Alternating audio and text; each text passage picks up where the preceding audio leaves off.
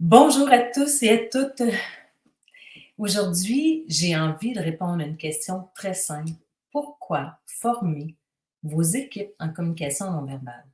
Mais pourquoi maintenant plus encore qu'avant? Je pourrais presque répondre à cette question en vous posant une deuxième question. Est-ce que globalement, vous croyez que nous avons tous envie davantage de relations humaines? Est-ce qu'on a envie davantage de relations de confiance? Je pense que globalement, nous en avons envie. Pourquoi? Eh bien, nous avons été privés de relations pendant plusieurs mois, pendant 2 ans, où nos relations étaient à distance, où nos relations étaient parfois absentes, où nos relations passaient à travers, des rencontres vidéo. Donc je pense que ce qui, nous a manqué le rend davantage précieux. Alors, nous avons envie davantage de relations de proximité, d'authenticité, d'ouverture, de transparence. Développer nos compétences relationnelles passe par l'observation de l'autre. Je suis certaine que vous êtes d'accord avec moi. Développer l'empathie, eh bien, je ne vois pas comment on peut développer davantage notre empathie si on ne s'intéresse pas à l'autre. Développer l'empathie passe d'abord et avant tout par l'observation de l'autre. Comment comprendre la personne devant soi si on se ferme les yeux? Vous savez, tout ce que l'on dit verbalement, eh bien, on le choisit. Tout ce que je vais dire jusqu'à la fin de cette capsule, de cette vidéo, eh bien, il n'y a rien qui va sortir de ma bouche que je n'aurais pas choisi. On choisit au millième de seconde ce que l'on dit. Même lorsqu'on dit, peut-être que j'aurais pas dû le dire, mais il y a quand même une partie de soi qui voulait le dire.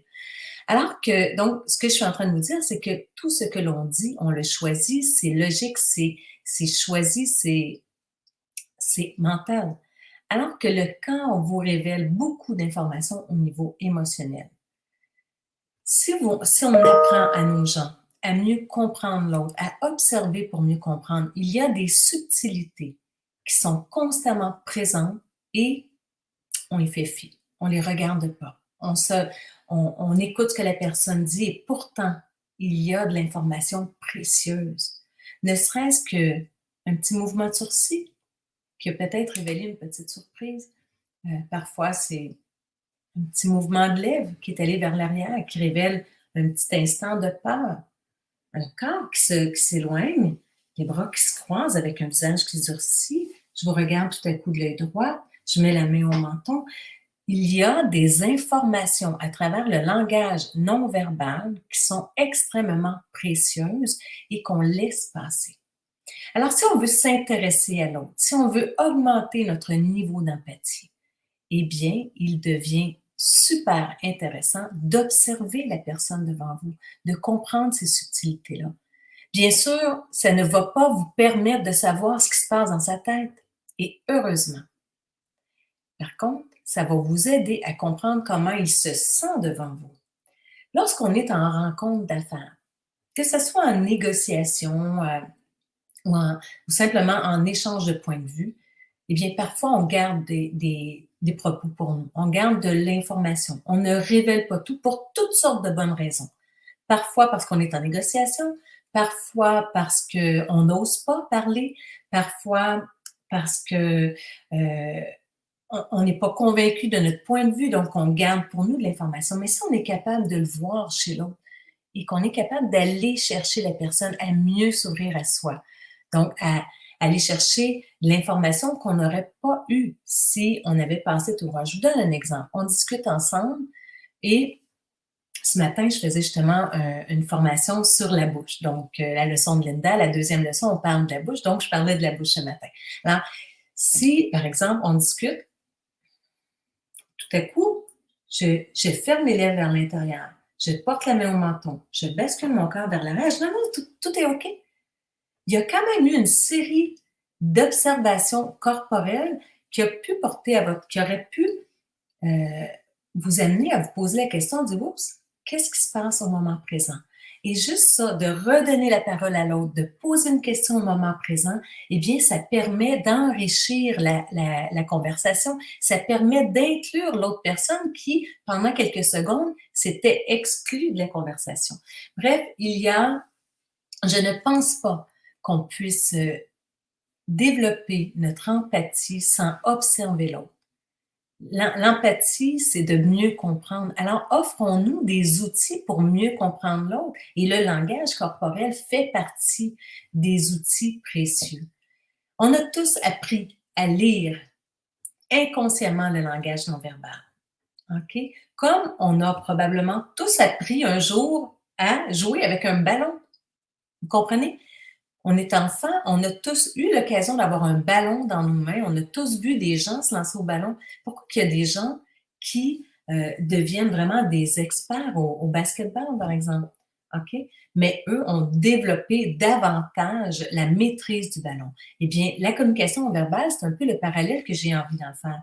Nous avons tous appris à lire la communication verbale, et heureusement, parce que autrement, nos communications seraient vraiment compliquées, complexes, si on n'arrivait pas à percevoir un minimum d'informations au niveau émotionnel chez l'autre. Vous comprenez? La personne est en colère et on fait fi de sa colère, elle a de la tristesse, on fait fi. On est capable de reconnaître un minimum d'informations.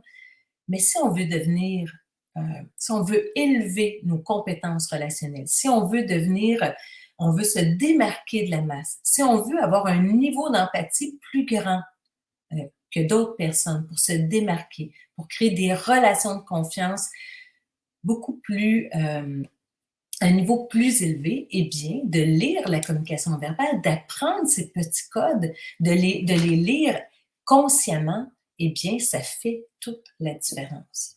Alors, si je reviens à la question de départ, pourquoi former vos équipes maintenant en communication non verbale plus qu'avant?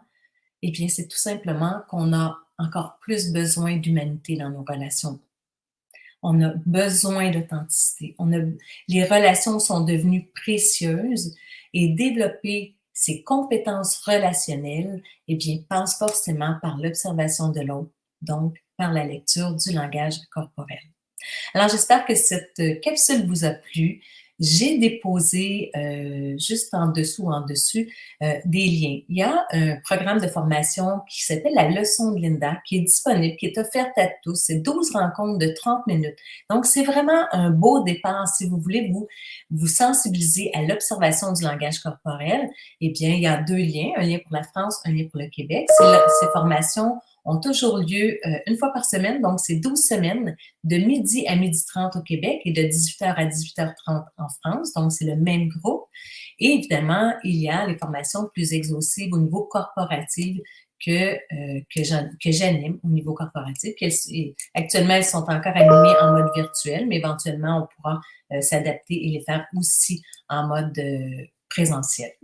Donc, je vous souhaite une belle fin de journée et je vous dis observez pour mieux comprendre. Alors, à très bientôt.